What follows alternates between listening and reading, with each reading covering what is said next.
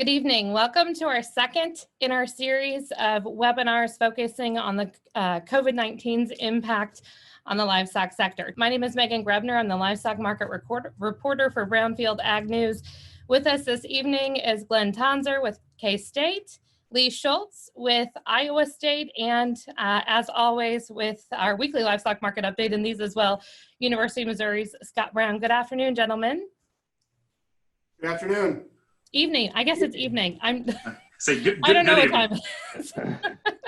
All right. As we get going this evening, I want to start off with just a couple of comments from each one of you, talking specifically and focusing a little bit on what's been going on in the pork industry. Glenn, we will start with you. Oh, well, thank you, Megan, and good evening, everybody that's joining us, or you're never going to hear a recording later. For quick context, I grew up in Missouri, and I distinctly remember 1998. I highlight that because there's lots of questions about how much is the current situation similar and so forth. We can get into that in the Q&A, and I suspect we will.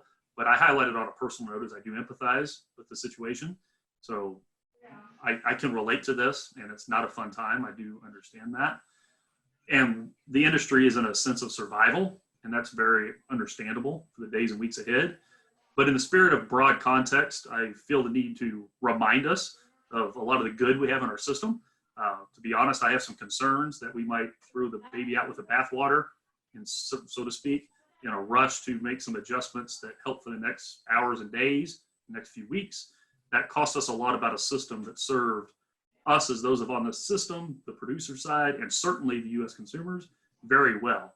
So we have a very highly productive and efficient pork production system in the U.S. It's the envy of the world in many ways. It's not perfect, and we could talk about that. And we're seeing some of the challenges with the system, but I encourage us all to remember it does a really good job in most times, maybe not during COVID, but in most times, of producing a large volume and wide array of affordable pork products. And I encourage us to balance what's necessary to survive, as well as keep an eye to the future so that we can thrive in the future as well. That's not an easy task, but I'm spending a lot of time with the industry in that capacity currently, and I want to open with that kind of sentiment. And I will say too, we will have a Q&A, and there's a Q&A button on the bottom. So if you have questions that you want to ask, we'll work through as many as we can get through over the next hour or so. Please use that. The chat is actually disabled for this too. So if you have questions, open that Q&A button and submit them to us, and we'll get them answered as soon as possible. Lee, you're up next. Okay. Well, thank you, Megan, and good evening to all of our listeners. I would echo many of the comments that Glenn made. I think that the supply chain really in this crisis has performed remarkably well, even though we've seen monumental challenges, both to go from the live animal to the packer level, and then even from the packer wholesale level to the consumer level. I suspect we're going to get into a lot of the issues that we've talked about so far that's been highlighted. But what I want to really start off with is, I think it's understanding the dire situation that many producers have been put into. We talk a lot about these markets in an aggregate form about the supply chain, but each player in the supply chain has been impacted tremendously. And you really have to start with the producers. The prices that they've been receiving, even if they can get a price, and the challenges that they've had in the backup of those market-ready hogs. You really can't underscore those challenges. And I think that really suggests we need to have all hands on board from a public-private partnership to really get into a recovery stage, because each day that we're in these current challenges, that really just exacerbates the situation each and every day, and that continues to add to that. Thank you, Lee. Scott, we will finish up our opening comments with you. Yeah, thanks very much, Megan. Thanks for doing this, and thanks to Brownfield for hosting. Great to be on with my colleagues, Lee and Glenn, tonight to have a conversation that I think is important to have. I guess I kind of start with, to me, the next, 2 to 6 weeks are really the toughest ones to try to survive. When you look at some of the numbers out there, We slaughtered 271,000 hogs today. That's not enough to take care of what's coming to market. So we know we have a lot of issues. I think we're going to see a lot of things unfold here in the short term that aren't going to be so positive. But I come back after that and try to keep reminding us that, maybe we're getting to the peak of the COVID-19 outbreak in this country. We've flattened the curve. If we're able to successfully begin to open pieces of the economy, get restaurants back operating in some fashion, there could be some demand pull that we haven't seen. It could get better for us. And so I want us to stay focused on, yes, we need to survive the next 6 weeks, but how do we plan going forward? What makes me take a risk management strategy if prices start to move higher? Where do I trigger that?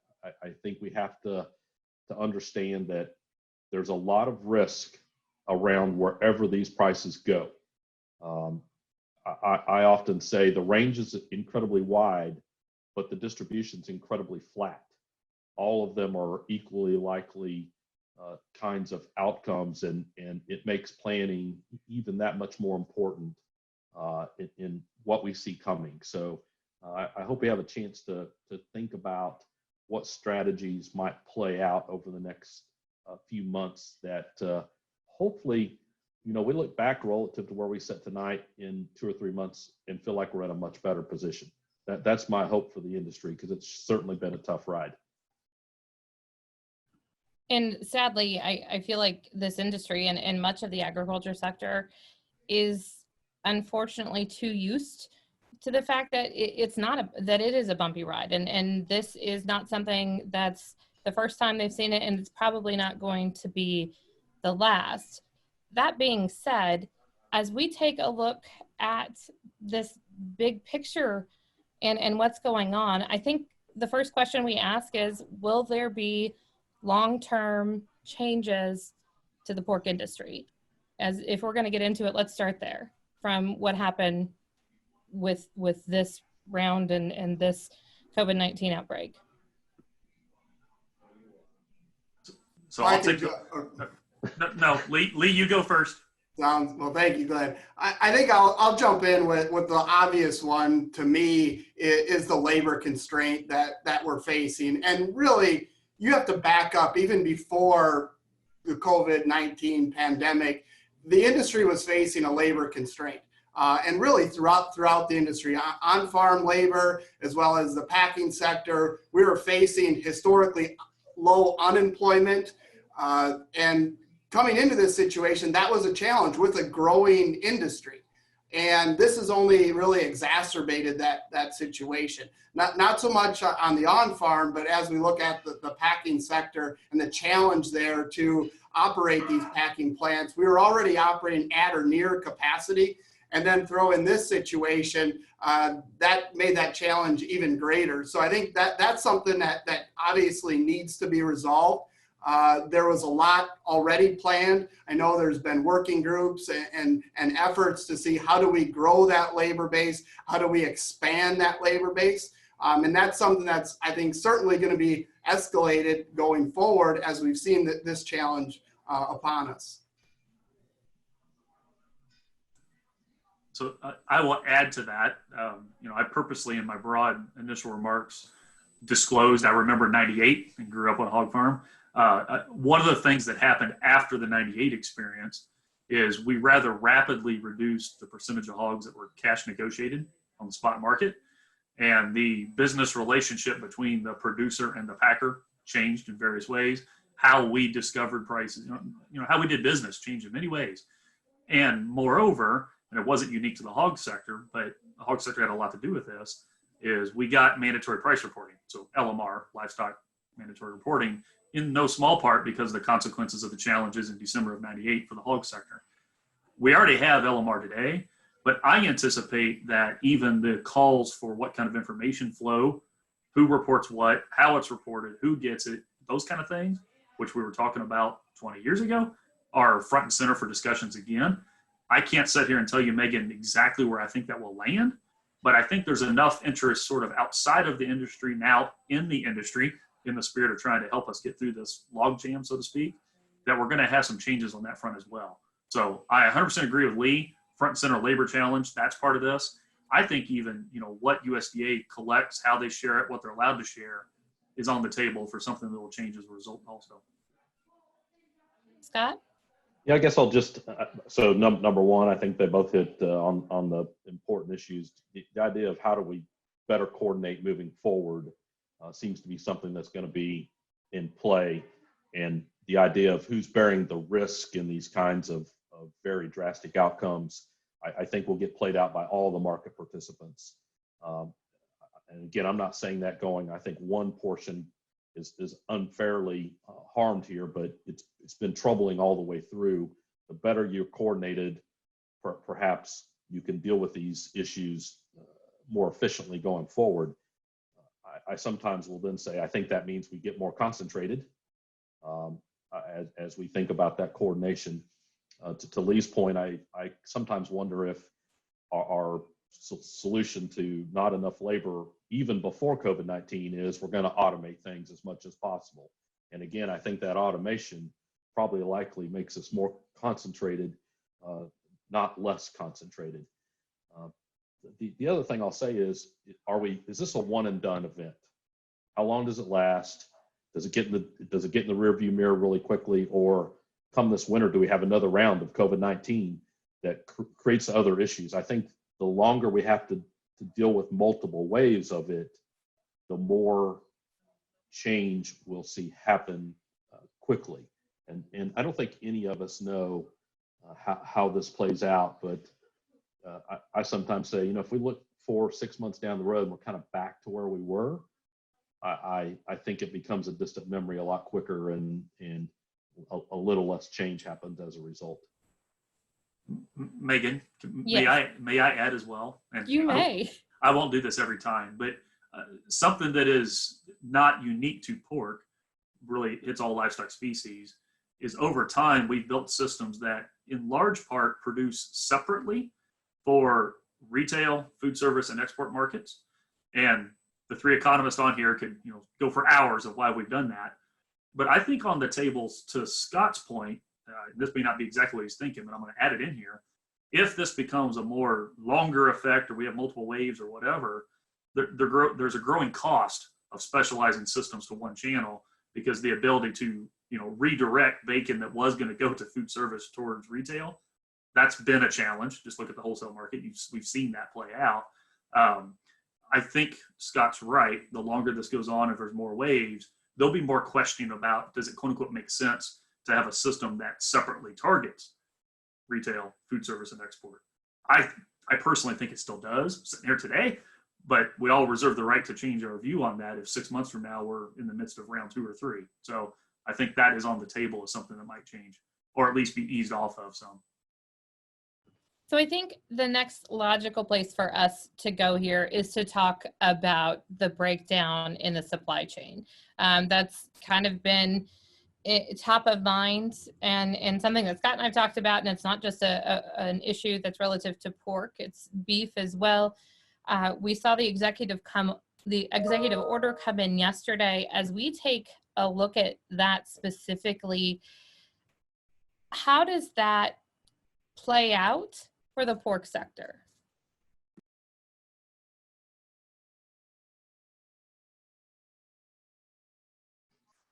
Scott, I'm going to I could get no one else to answer, right? So I guess it's my turn to jump in first. So number one, I think we're still trying to figure out exactly what's at play with the executive order. I think we begin to realize that the further we've gone down this road, the more problems we're creating when we're only, again, today at 271,000 head of hogs slaughtered, when we were at 410 pre-COVID. We're certainly in a situation where we've got hogs backed up. We've got to do something about it. So the question in my mind is, a lot of these plants that are closed, how quickly now can they get themselves reestablished and begin to open? And that's not going to be open at full bore. That's going to take time, I think, to get them back on track. And even if they were to come back online really quickly, we've got a lot of hogs to work through. That's not going to correct itself overnight. And so I think, being able to be in a situation where we can turn this around in terms of just what's been lost. Now, I do like to remind us, especially in hogs, if you go back to 2015, when we kind of started this run up, we were slaughtering on a daily basis somewhere around 200,000 head. And 300,000 head. Let me get the right number out there. But now, and so yes, we're below that today, but we've grown slaughter a lot. And so to the consumer side of this point, I just remind us that I don't think we're running out of pork anytime soon.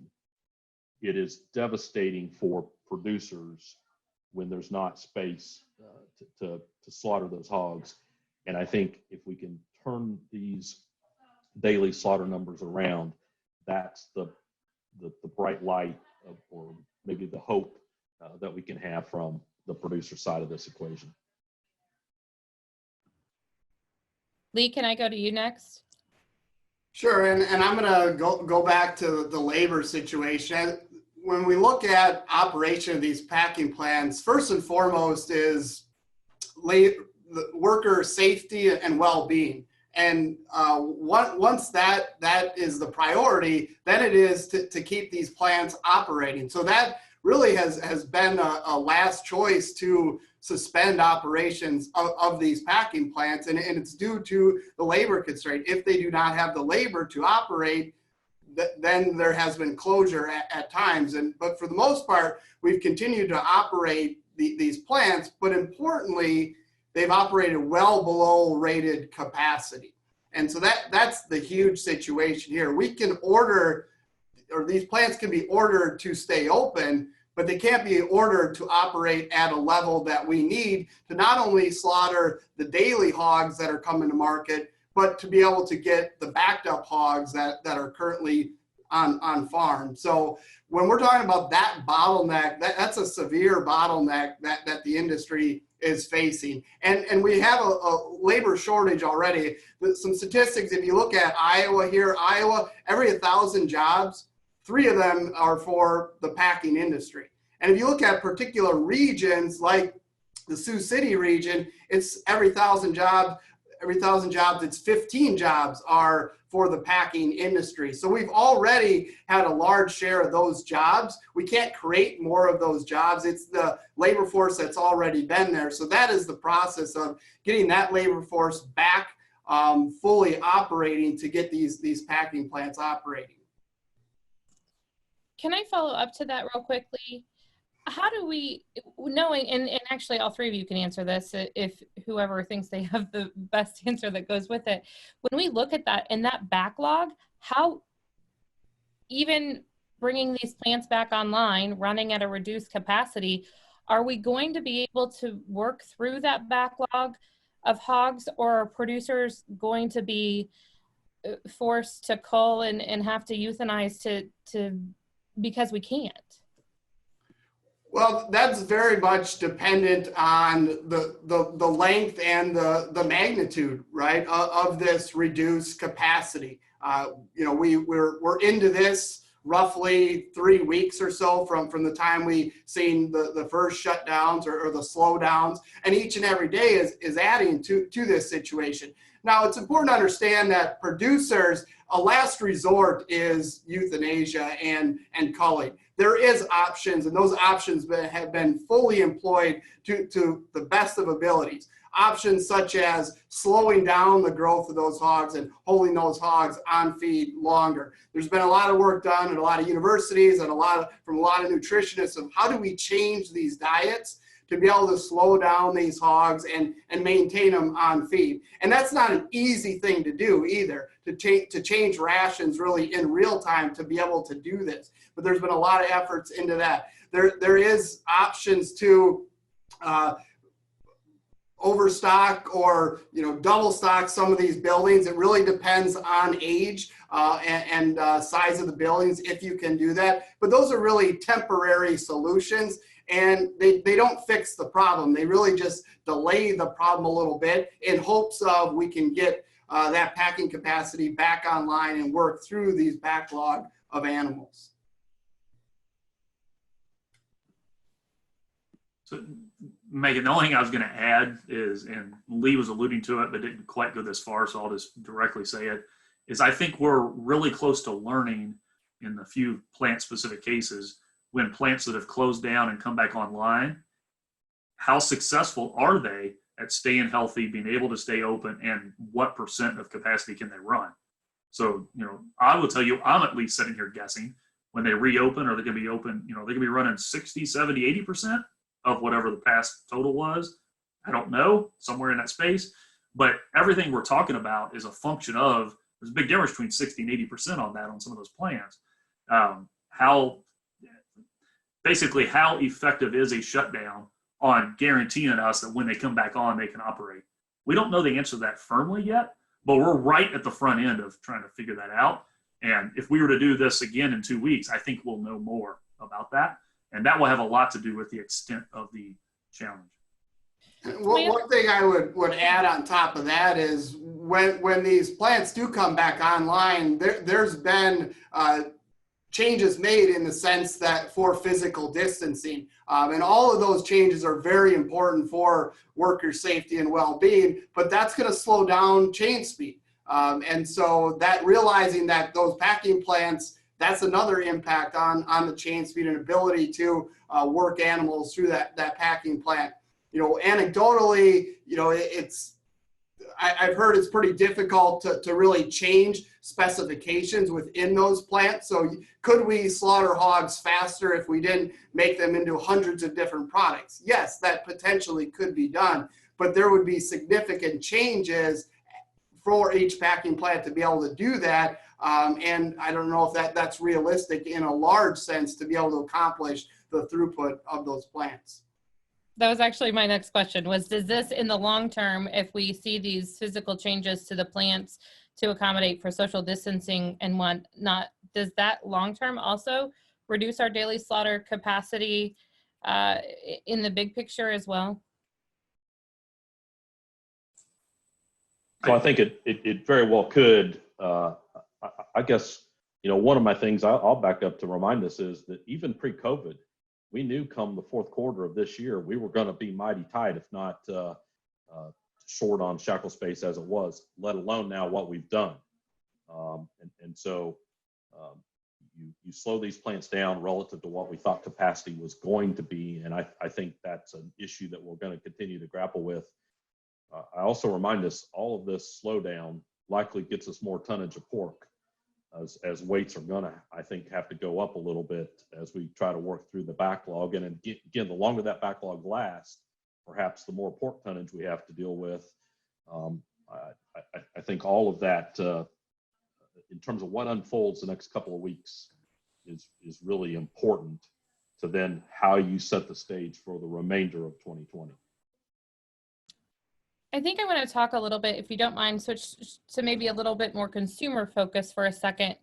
There's been a lot of talk about food shortages. I think it kind of came to light even more so after the ad that was taken out in what the New York Post or New York Times, Washington Post, and I think the Arkansas paper as well from Tyson. Lee and Glenn, this is probably more directed toward you. You recently released a paper as well talking about meat availability and shortages. So the first easy question is, do we have a food shortage? Will there be a shortage of pork? So Lee's giving me the eye by distance, so I'll try to go first there. He can clean it up. In aggregate, I do not expect a meat shortage, and I'm purposely saying that across the species, and I don't think pork will either for most people in general. I do anticipate during the month of May that the number of products and the diversity of options that our consumers have when they go into grocery stores will be notably lower than they're used to, And please remember my opening comments, there's a lot of good things about our system. One of them is not just the volume and affordability, but the choice mix that consumers have grown to kind of take for granted.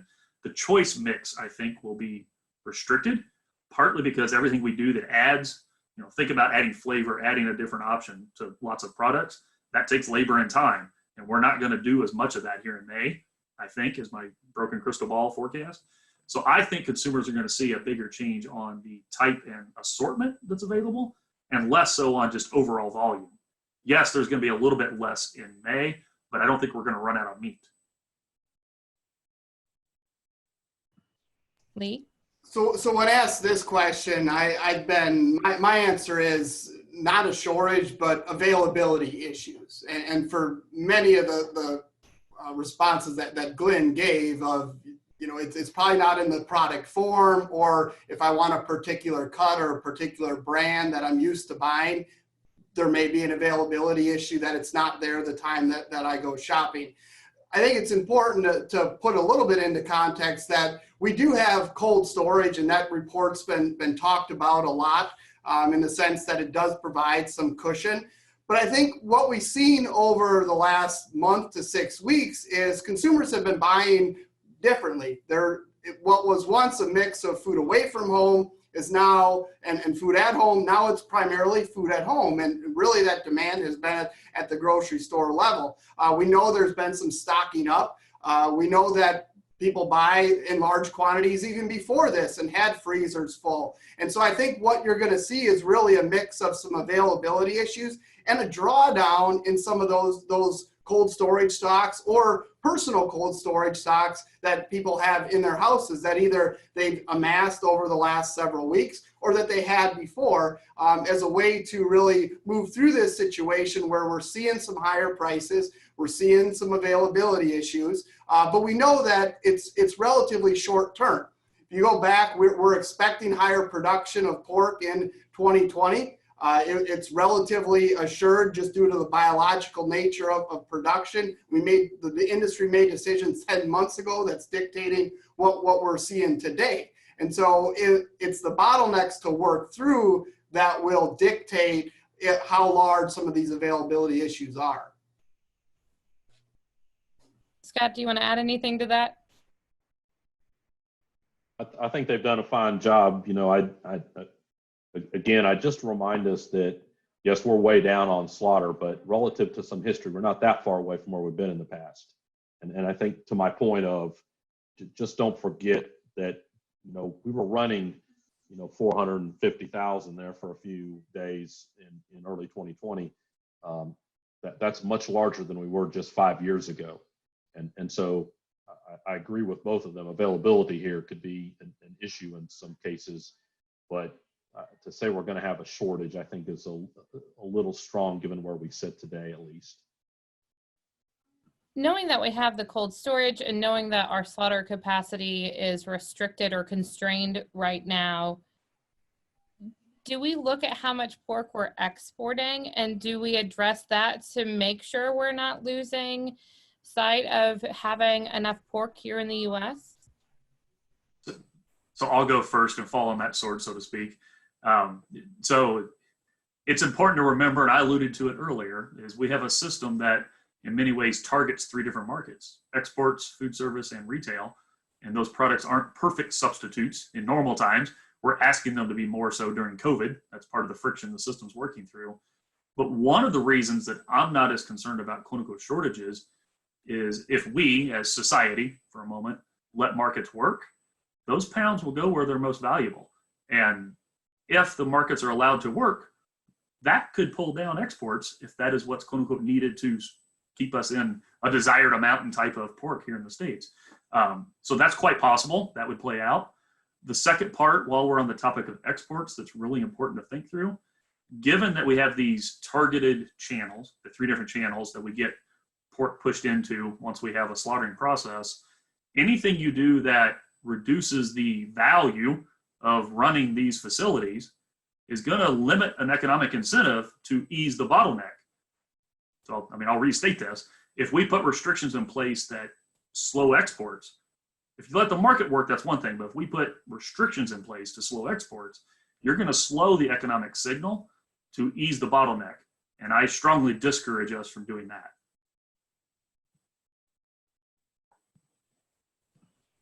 Anybody else? I guess I'll just add in here and give Lee then the chance to clean up both Glenn and I with the right answer. It seems to me we want to be careful with being too short-sighted on the export front. I believe Glenn's correct about let economics work here and we'll get some relative prices changing. But the focus of this industry, frankly, since about 2014 has been on export markets. And they've grown, the industry's grown a lot as a result of that.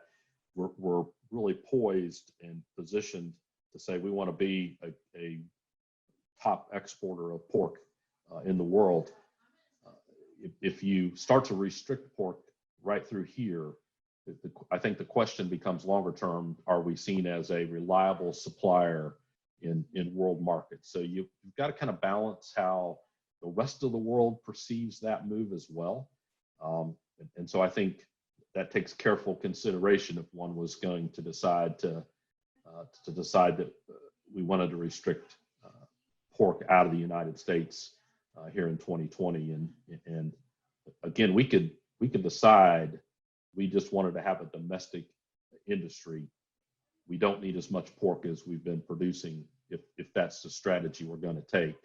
And so COVID-19 has certainly thrown things in a much different place, but we shouldn't forget where we were at prior to this COVID-19 outbreak, and we likely return to where international demand is going to be a focus. I mean, again, we always talk about incomes are going to be growing around the world as we look forward, and there's likely a lot of countries that are going to want more meat protein, and we could likely supply that.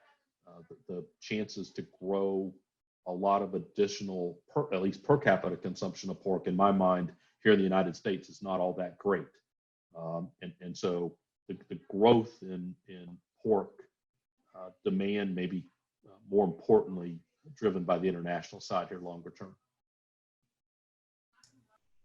Well, both Glenn and Scott said it better than I could. What I focus when you look at the export market, the U.S. Meat Export Federation puts together a statistic that says in January and February, $65 per hog could be attributed to the export market.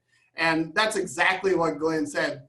These products flow to the highest valued market, and sometimes that market in the U.S. is $0 for some products like variety meats, byproducts that we just do not consume here. That's a large chunk of value that gets consumed and paid for on the world market. And there's other products too that we just produce in surplus. Hams, for example, great market is Mexico, because from every hog, we get a fixed number of hams, regardless of how many we eat here in the United States. So we need to find a high valued market for that on the world market. And that's when the markets work, it's working beautifully. And I think in this situation where we've seen near record levels of exports for the first 2 months of the year and looks to be continuing, that's holding hog values at least where they are because of that demand pull. And as Scott said, this is part of the recovery process. There was a reason why we were expecting 2020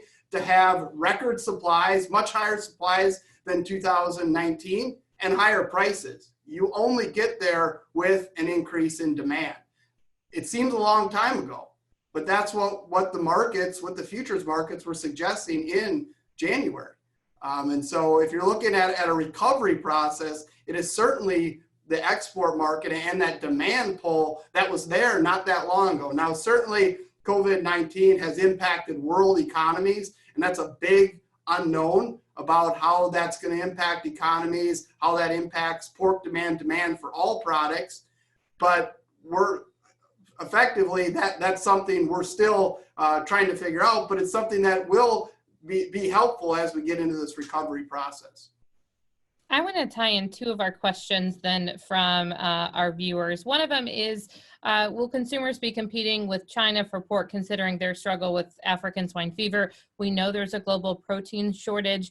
I think the other part of that question that came from another viewer is, will we see an increase of imported pork into the U.S. To make up, or will we need to rely on more imported pork in the U.S.? I'll respond to the first one and leave that for one of my other esteemed colleagues. They can take the second one then. But I was alluding to the fact that if we let markets work, then yes, there is sort of a bidding war for products. But Lee also made an appropriate point, is not all markets want the same product. So the ASF situation in China and more generally Asia, I mean, we always talk about China, that is center of this, but ASF is not unique to China. So there's a protein gap going pre-COVID in a big chunk of the world's population. We've already talked at length about that.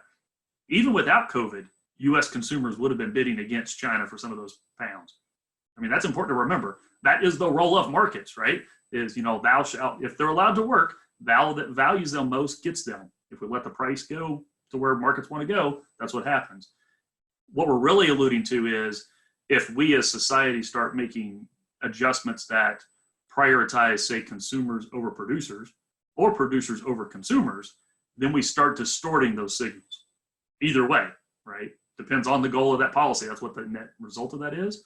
And I'm just saying we need to have some caution in doing that. And both my colleagues here reinforce that with their follow-up remarks. So yes is the answer, Megan. So the second part of that question, Scott, I'm going to go to you. Do we see more pork, importing more pork products into the U.S. then? So I'm not convinced that we're going to see a lot more products flow into the United States as a result of this. Now, I'm a little hesitant here when I answer that question, only because I don't know what's going to happen the next 2 or 3 weeks.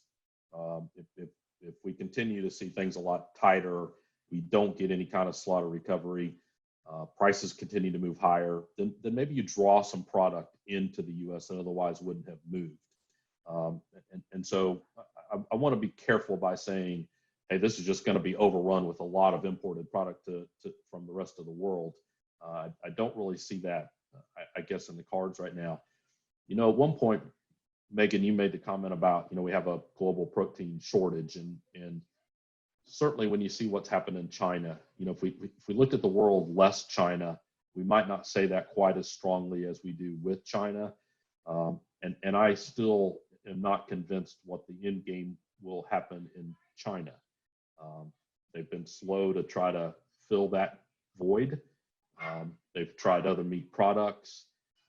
At the end of the day, I kind of have come to the conclusion that I think they're going to consume less pork longer term.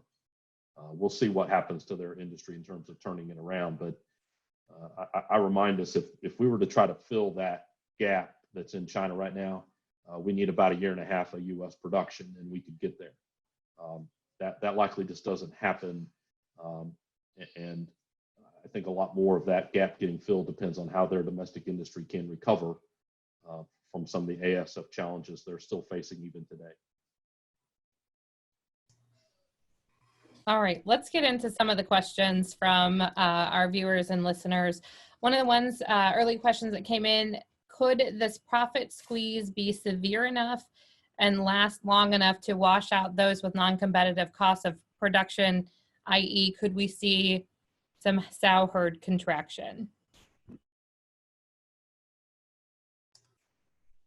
I'll take parts of that question. So I think at all times you're seeing producers react to the economic conditions. So that gives rise to the hog cycle. The hog cycle doesn't look like it did in the past, but the hog cycle still does exist, where you see periods of expansion and contraction, which is driven by prices that producers are receiving and the profitability of their operations. Does this change that hog cycle? I think obviously it does, as we've seen lower prices, significant lower prices. We've already seen some contraction as you looked at the last hog and pigs report. Yes, sow numbers were higher than a year ago, but they were smaller than the December numbers. And I think it's important to remember in the hog industry, we don't need the size of the sow herd that we once did because of the efficiencies in pig save per litter, that we're able to produce more pork with less sows.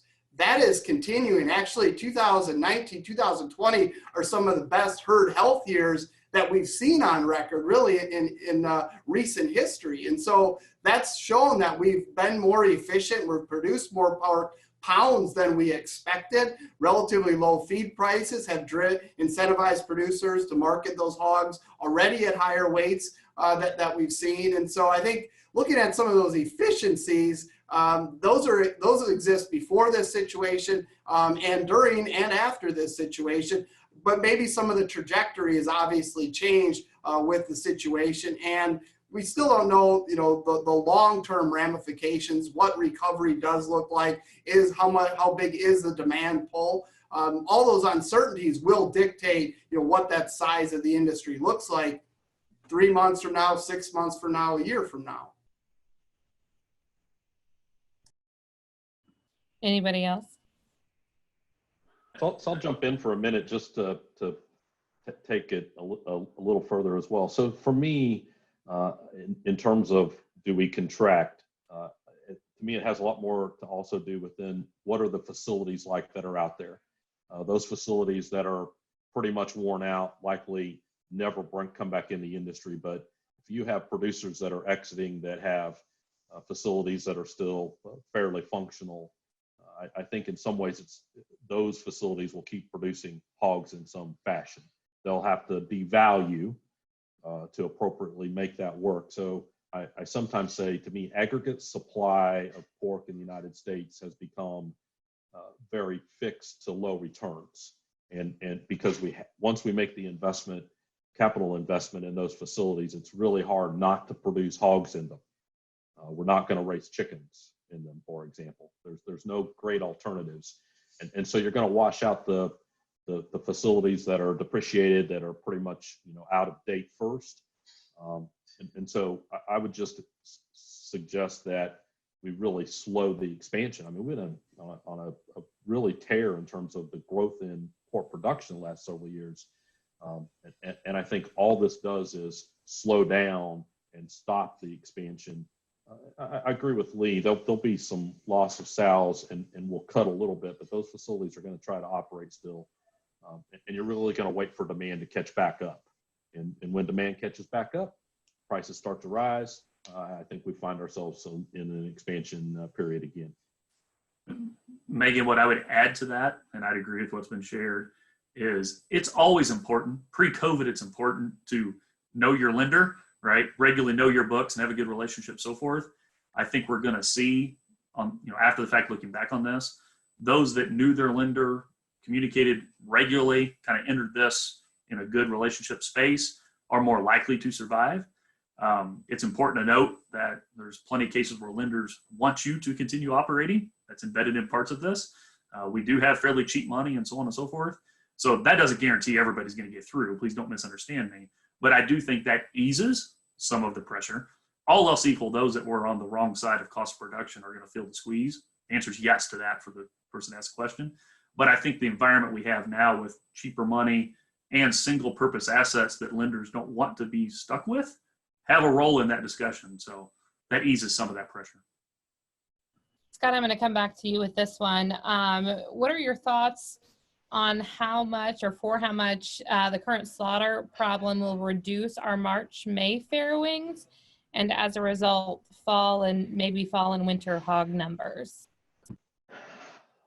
So a good question, and I think hard to get a handle on, is what are we doing in terms of potentially aborting sows right now, trying to take care of some of the issues that are coming. I will say it's the one that actually I wonder if it's going to be the right strategy at the end of the day, because it's kind of a longer term strategy. We don't fix our current problem by not farrowing sows or not having those pigs, and we might need that. We might need those pigs later when we get some demand recovery. Now, we can argue whether we get that demand recovery, and that's a valid discussion to have. But I worry we're focused on maybe that longer term issue right now, and we might wake up one day with prices much higher than we ever imagined. It's hard to say that when we sit where we are today, But I do see some signs on the horizon that, you get domestic demand to recover. We open food service again. I see that as a possibility of pulling on the demand side, at least in the short run. We have put a lot of stimulus money out there. I know we're going to talk about a drag on the general economy. We've already mentioned about the growth in export markets. I don't want us to be short supplies whenever that demand really starts to pull and run prices too far the other direction as well. And when you're in a inelastic market, you always have to worry about that. So I get a sense that there's some of that going on in terms of cutting sows, but I hope we're not too focused on that here in the very short run. When we talk about, Lee, you had mentioned this earlier about some of the efforts that producers are making to slow rate of growth, to hold hogs a little bit longer. Do we get concerned about quality loss, and then some constraints on in the slaughter facilities at those heavier weights and some of those issues related to that? I think one obvious one to add is that does potentially slow down chain speeds, right? When you look at, if you compare to poultry, to pork, to beef, there's reasons why a poultry plant can operate through that many animals much quicker than a pork plant and a beef plant. Because one of the reasons is size, but also it's the heterogeneity of those animals, right? They all don't come in at the exact same weight, at the exact same length. And so because of that decreases chain speeds, and there's more trimming. There's just a slower process to do that. So I think, yes, that's one of the factors that potentially does impact the capacity or the ability to get that throughput through the plant.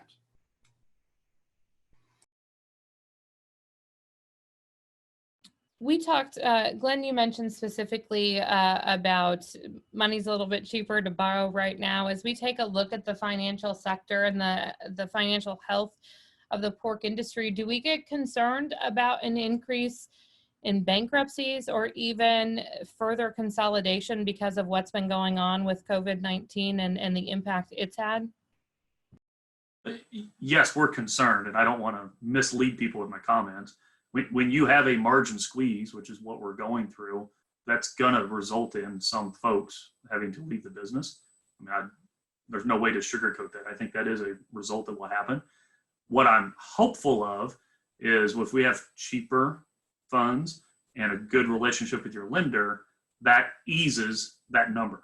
That's what I was trying to allude to. So yes, I anticipate a little additional consolidation. I certainly anticipate some exits because there is financial pressure in place. I'm not trying to lie about that.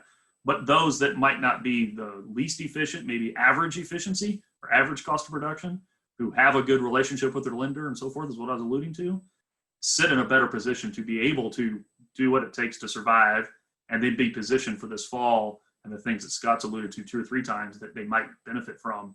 And therefore, they may actually look back on 2020 as a whole being better than we're predicting right now. I actually agree with Scott, as that's a real possibility. We have to get through May 1st, right? That's the challenge of that, of course. But I think having a good relationship with your lender is always important. But if you want to play that quote unquote long game, which by the way, we're talking 6 months, I think that long in the biological story here, but it is from a survival perspective, it sounds like a long time. You have to have very good communication with your lender. That's what I was trying to allude to. Scott, do you think any more consolidation in the pork sector? Oh, so Megan, I think we're always going to talk about further consolidation, occurring in the pork industry. And I guess I might look, and I think we talked about, more coordination happening. I think that in many ways leads to more concentration. Now, again, I go, for me, this is kind of is this one and done, or are we going to deal with this for a longer period of time? And I think, again, the longer we deal with it, the more apt we are to not see maybe quite so much concentration. But if it's kind of one and done, I think all of this probably, again, you're likely losing the producers that are the highest production cost producers. That I see as concentration. I think every segment likely continues down that road of concentration, which by the way, to the margin squeeze, we don't ever talk about this anymore, but thank goodness feed costs are low right now. It's a little different situation than we would have faced back in like the drought of 2012. And I sometimes am very happy for our producers that they're talking about much cheaper feed. And now for those that are diversified, I know that's not such a great story to have to talk about, but for those buying feed, thank goodness we have cheap feed given where we have prices for hogs today. When we look at the processing aspect of this, one of the questions that actually I get asked probably daily from mom friends, from coworkers, from others in the ag industry, could this maybe cause a shift, and could we see more small processor options become viable and available for producers? I'll take this one first because I'm going to give reference to one of the best pork economists that we ever saw, and that was Glenn Grimes. I remember Glenn telling me several times that, Scott, there are large economies of scale in meat processing. So let's make sure we lay that on the table to begin with as we go to the local discussion. It is difficult to compete in that commodity pork market unless you're big. Now, I see an opportunity for some local product. However, I think you have to be a good marketer, and it's as much figuring out how do I want to market for that local market, because if I'm successful in marketing, then I likely can get a premium for that product, perhaps, and that might then help me with what's likely larger processing costs. I think some consumers potentially see the opportunity to maybe feel like this is a risk reducing strategy if I'm going to work with a local producer to keep a better supply than what we're seeing today. But if you think you're going to produce commodity pork and do it on a local or small basis, that's a very risky proposition given the large economies of scale. And I remind us, we have a smaller plant sitting here in Missouri that has had difficulty operating. And I think that has a lot to do even with what was a decent sized operation not having enough scale economies to make it work. So I'll add to that, knowing that Lee will put the bow on it. Everything Scott said, I would agree with, but I'd go further. Remember, and I think I've said it 3 times and I'm purposely repeating it, is we have separate market channels: export, food service, and grocery store retail. And in Scott's story, which I agree there's some opportunity to target to consumers for their at-home consumption, but that's a certain amount of the products historically off a given barrel and gill. You have to find a home for everything. You got to sell everything but the oink is the phrase that's used all the time. We got to keep that in mind. One of the things you get with large facilities is not just lower cost per hog processed, which is the economies of scale that is being alluded to, but you also get sufficient volume of every individual item that you can then have different product outlets that are different. You can get those products sent to Japan that are worth more in Japan because you produce enough of them to have a buyer from Japan come do business with you. That's hard to do if you're smaller. So it's not just the cost of operating differential, it's the finding the home for everything but the oink that has to be kept in mind. I'd echo much of that. And, looking at, there's a role for every size packer. USDA every year, they report a number of federally inspected packers and the volume that they slaughter. And actually 1 to 999 head per year, there's 64% of the packers are that size, but they slaughter less than 0.1% of the volume. Right. And so when you think about the current situation of working through this backlog, that's really the issue there of losing 20,000 head a day. And if you have a packer that can do 200 head a day, that's a lot of days that packer needs to operate. And what I've heard is many of these small packers are booked out till July because they've already had commitments, and this has only increased those commitments. So working through that backlog is not going to be resolved by the number of packers we have, regardless of size. And each and every day that does become worse. We can't build new packing capacity overnight.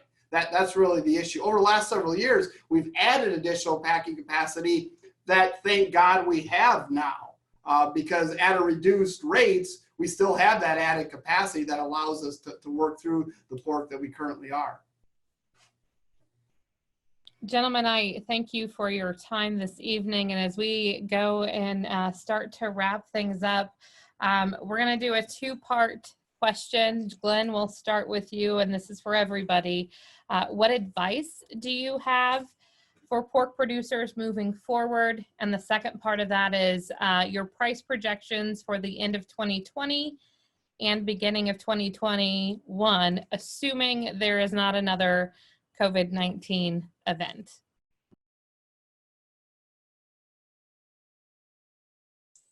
Sorry, forgot I muted myself. So I don't know what I did to deserve to get to go first, but that's fine. So on the advice front, I've alluded to the lender relationship 2 or 3 times. This is one of several of these kind of webinars I've been doing, and I'm purposely ending in every one of those, almost regardless of the species and the challenge, that there's 3 key relationships that you need to be taking care of. One is yourself, so personal health and mental health. It's very easy for all of us to lose sight of that. COVID it's not just the whole bottleneck that we're talking about. All of society is being thrown upside down, and we all make better decisions if we stay calm and take care of ourselves. We're all making stressful decisions, and if you can take care of your own health, hug your spouse, those kind of things. I know you don't normally hear an economist say that, but I think that's important for good decision making, is why I say it. Secondly is the financial health. You got to talk to your lender. And third is business operation health, which you got to talk to those that are buying your hogs. We're indirectly talking about that here. No doubt those that are trying to find a home for their hogs are regularly calling, but those that are best suited for that had a good relationship before COVID. So the value of relationships on all those 3 fronts is front and center. And my advice for survival is to work on those. My advice for thriving in the future is to work on those. So that's my very broad encompassing comments. On the price front, I trust these guys' numbers way more than mine on this front. I will just in general tell you, so I wrote down before we got on here, the December CME contracts, $55. My gut tells me we will be well above that when we get to December, because on net, I agree with the things that Scott's been alluding to. I'm not promising that it's going to be higher in the next 2 or 3 weeks. By the time we get to November and December, I anticipate much higher prices, which will reflect the lower supply we're putting in. And I'm optimistic that we're going to have a protein pull occur. Lee?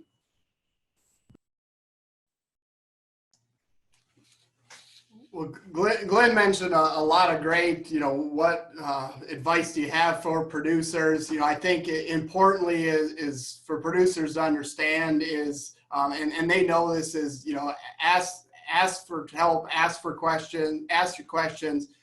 Really that, everyone we're all attempting to help producers in this situation, and, look for the recovery process. I think that's important as we're starting to see states open back up their economies, at least give some positive signs that we're into that recovery process and we can start talking about that recovery. I think this is just as important as working through the issues that are currently in front of us. As far as prices, if you actually look at the first quarter of 2020, prices were higher than they were in 2019. Now they've significantly declined from there.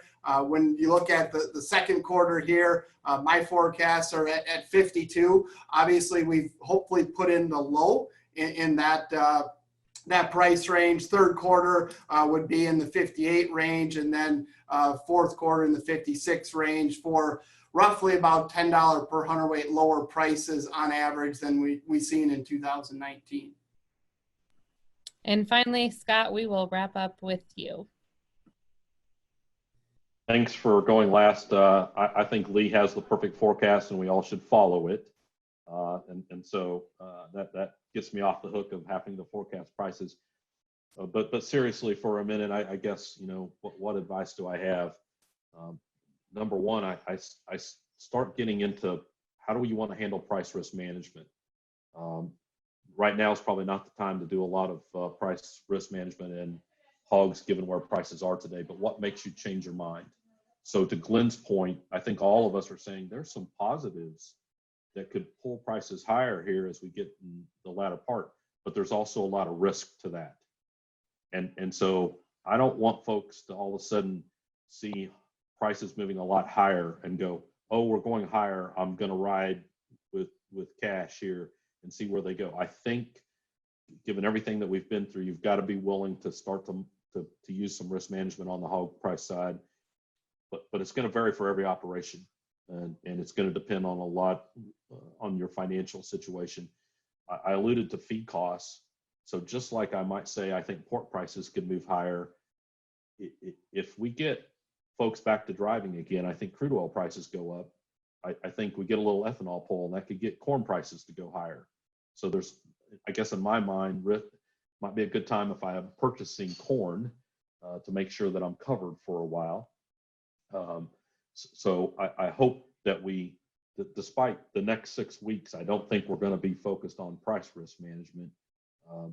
We come back to that as soon as we get some opportunities to think about how that fits back in the operation. Secondly, I'd remind everyone, I think we want to be paying attention to what we're getting from USDA in terms of programs. We haven't spent any time tonight, but there will be some direct payments that go out. We don't know exactly what that looks like at the end of the day, but cash is going to help some of these operations stay in business long term. If we were to make some type of payment for hogs that maybe get euthanized along the way, making sure we track that and are able to take advantage of the programs. Let's not let those opportunities, slip by. And I guess in terms of prices, again, I don't frankly disagree with where Lee's at the end of the year. And I keep saying, I think we get demand pull, some domestically, but frankly, internationally. Again, you let us be good one-handed economists because you said no COVID-19 outbreak. So I don't have to talk about the other hand with you tonight. But I could see maybe prices a little stronger in the fourth quarter than where Lee is. I think the problem we are going to have is just how much we get backed up here before we start to work through and what that really looks like in the fourth quarter. And, if we're still social distancing in the fourth quarter, our capacity constraint is certainly lower than we would have anticipated. And I think we'll continue to grapple with that processing constraint for the remainder of this year. And that could be what puts a little bit of a damper on an otherwise more positive outlook here late in 2020. Gentlemen, thank you so much for your time tonight, for your comments, for your advice and everything made available to producers and those tuning in. We appreciate it. For those of you tuning in, join us again next Wednesday. John Perkins will be hosting another webinar focusing on COVID and the impact in the agriculture industry, talking about grains and ethanol, and we'll be back with beef in 2 weeks. So if you have questions, visit our website, go to brownfieldagnews.com/COVID-19. You can submit questions for all of us there. And to hear Scott and I chat every Friday, sign up for our weekly livestock market update. You can do that at brownfieldagnews.com, and it's there. Other than that, have a great evening and stay healthy and be well. Good evening.